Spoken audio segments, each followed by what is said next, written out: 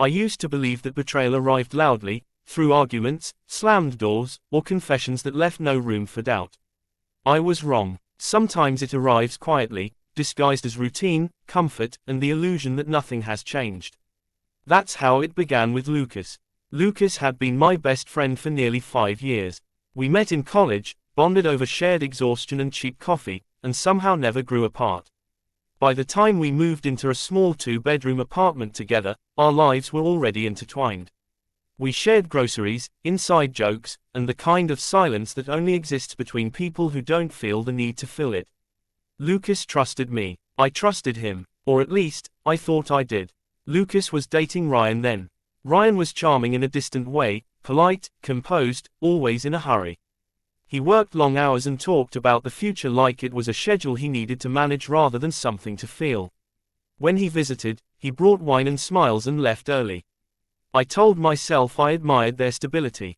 What I really admired was how little space Ryan took up in our apartment, and how much space Lucas filled when he was gone.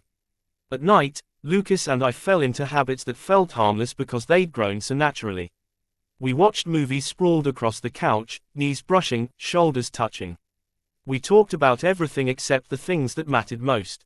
Lucas spoke about his stress, his fears of not being enough, his frustration with being misunderstood. I listened. I always listened. Ryan, it seemed, did not. I told myself I was just being a good friend. That was the lie I lived in, comfortable, convincing, and dangerously easy. The night that changed the shape of things didn't feel important at first. A summer storm knocked out the power, leaving the apartment heavy with heat and darkness. My room was unbearable, and Lucas laughed it off when I suggested dragging a mattress into the living room. Just sleep in my room, he said, like it was the most ordinary thing in the world. And because we had shared couches, floors, and cramped hotel rooms before, I didn't argue.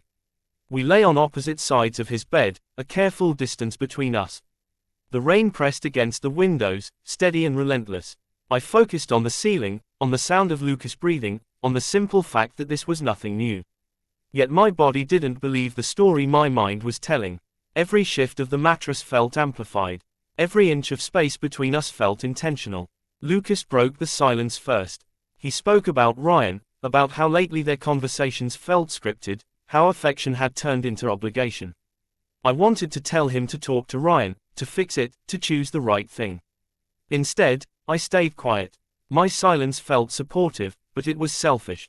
I didn't want to say anything that would push Lucas away from me, even if it pushed him closer to someone else.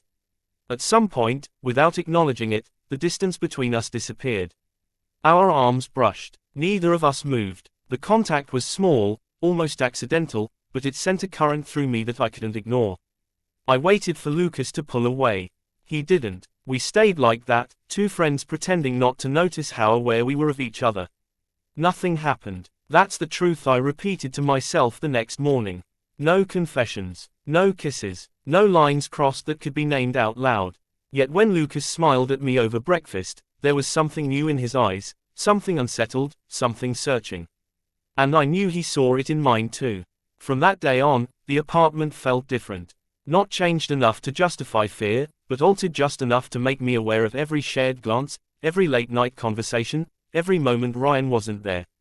I told myself it would fade, that comfort didn't have to mean desire, that friendship could survive closeness without consequence. But comfort can be deceptive. It can convince you that staying still is safer than stepping back. And as I watched Lucas move through our shared space, laughing like nothing had shifted, I felt a quiet certainty settle in my chest. Nothing had happened yet, but something had already begun. I woke before Lucas the next morning, trapped between stillness and awareness. His room was washed in pale light, the storm long gone, leaving the air quiet and heavy. Lucas lay on his back, one arm flung carelessly above his head, his face softened by sleep. I told myself to look away. I didn't. The familiarity of him felt different now, no longer neutral, no longer safe. I moved first, slipping out of bed with unnecessary care, as if noise itself might expose the thoughts I was trying to bury. In the kitchen, I made coffee I didn't want and stared out the window, repeating the same reassurance. Nothing happened. It should have been enough. It wasn't. Lucas joined me minutes later, hair still damp from the shower, wearing an old t-shirt that used to be mine. He smiled like he always did, easy and unguarded, but there was a hesitation behind it. A pause where something unsaid hovered between us. We spoke about small things, work, errands, the weather, circling each other without touching the truth. When he laughed, relief flickered through me, followed closely by guilt. The days that followed settled into a rhythm that felt too intentional to be accidental. Lucas lingered longer in shared spaces. Our conversations stretched late into the night, growing quieter, more personal. Ryan's name surfaced often, usually attached to disappointment. He listens, Lucas said once, then corrected himself. I mean, he tries. I nodded, careful not to agree too eagerly. Careful not to admit that I was already filling the space Ryan left open. Ryan came by less frequently. When he did, he felt like a guest in a life that no longer made room for him. He kissed Lucas goodbye at the door, checked his phone, promised dinner soon. I watched from the hallway, an observer to a relationship that looked intact from the outside. Lucas watched too, his expression unreadable. When the door closed, the apartment exhaled, and so did he. I told myself I wasn't responsible for the cracks forming between them. I told myself Lucas's unhappiness wasn't mine to fix. Yet every time he sat beside me, shoulders slumped, voice low with frustration, I leaned in. I offered reassurance. I became indispensable. The line didn't move all at once, it crept, inch by inch, until I could no longer remember where it had been. One night, we sat on the couch in the dark, the television muted and forgotten. Lucas spoke about feeling invisible, about how Ryan's absence felt louder than any argument. I listened, my chest tight, my thoughts reckless. When he turned toward me, our faces close, the air between us felt charged. His hand rested on the cushion near mine, fingers brushing mine in a way that was no longer accidental. We froze. Time stretched thin, fragile. I knew what I should do. I should have pulled away, laughed it off, reminded him of boundaries that still existed if we named them. Instead, I stayed still. I let the moment breathe. Lucas swallowed, his gaze flickering to my mouth before he looked away. This feels dangerous, he said quietly, more observation than warning. I nodded, though my body hadn't caught up to the agreement. Dangerous didn't feel like the right word. Honest did. Necessary, maybe. The thought frightened me enough to stand abruptly, breaking the spell. Lucas didn't stop me. That scared me more. From then on, awareness shadowed everything we did. I noticed how Lucas sought my reaction before sharing news. How he waited for me at night, even when he pretended not to. I noticed the way my name sounded when he said it, softer, heavier with meaning. Ryan became a presence we acknowledged carefully, like fragile glass we were afraid to shatter completely. I tried to create distance. I spent longer hours out, took calls in my room, avoided the couch at night. It didn't work. Distance only sharpened what we were refusing to confront. Lucas's eyes followed me, his silence louder than any confession. We were no longer pretending nothing had changed. We were pretending it still could. The truth settled uncomfortably between us, the line hadn't been crossed in one reckless moment. It had moved because neither of us stopped it. Emotional closeness had replaced loyalty, and intention had replaced innocence. We were standing at the edge of something neither of us could undo. As I lay awake that night, listening to Lucas move in the next room, one thought repeated with unsettling clarity. We hadn't betrayed anyone yet. But we were already choosing ourselves. The night everything shifted arrived without ceremony. No storm, no excuse that could soften responsibility. Lucas came home late, his steps uneven, his silence heavier than words.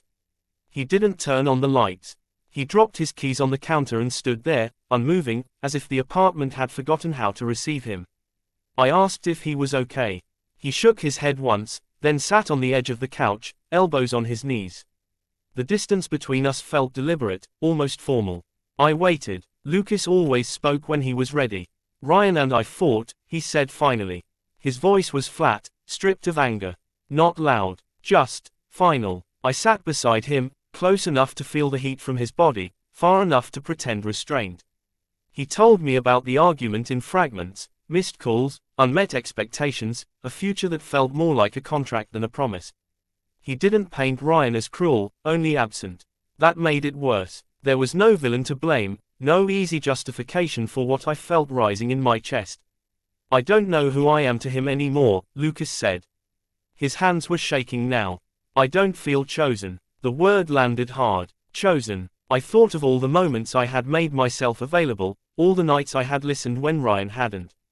I thought of how easy it would be to step into the space Lucas was offering, how ready I already was. The realization felt like a confession I hadn't spoken yet. I told him he wasn't invisible.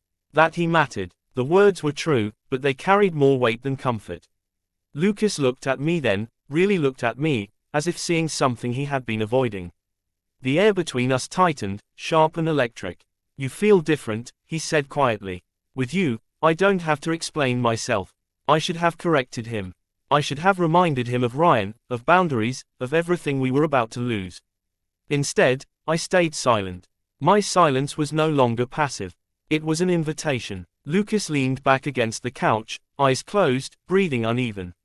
I reached out without thinking, my hand resting over his. He didn't pull away. His fingers curled slightly, holding on. The contact felt intentional, undeniable. This wasn't an accident. This was a decision unfolding in real time. We ended up in his room again, drawn there by habit and gravity. The familiarity of the space only emphasized how wrong it was. We sat on the bed, not touching at first, the quiet stretched thin between us. Lucas spoke Ryan's name once, like a reminder, like a warning.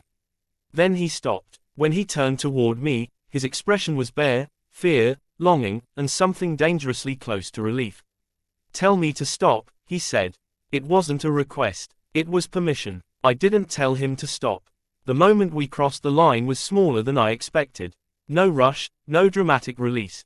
Just the closing of space that had already disappeared. A kiss that felt less like discovery and more like recognition.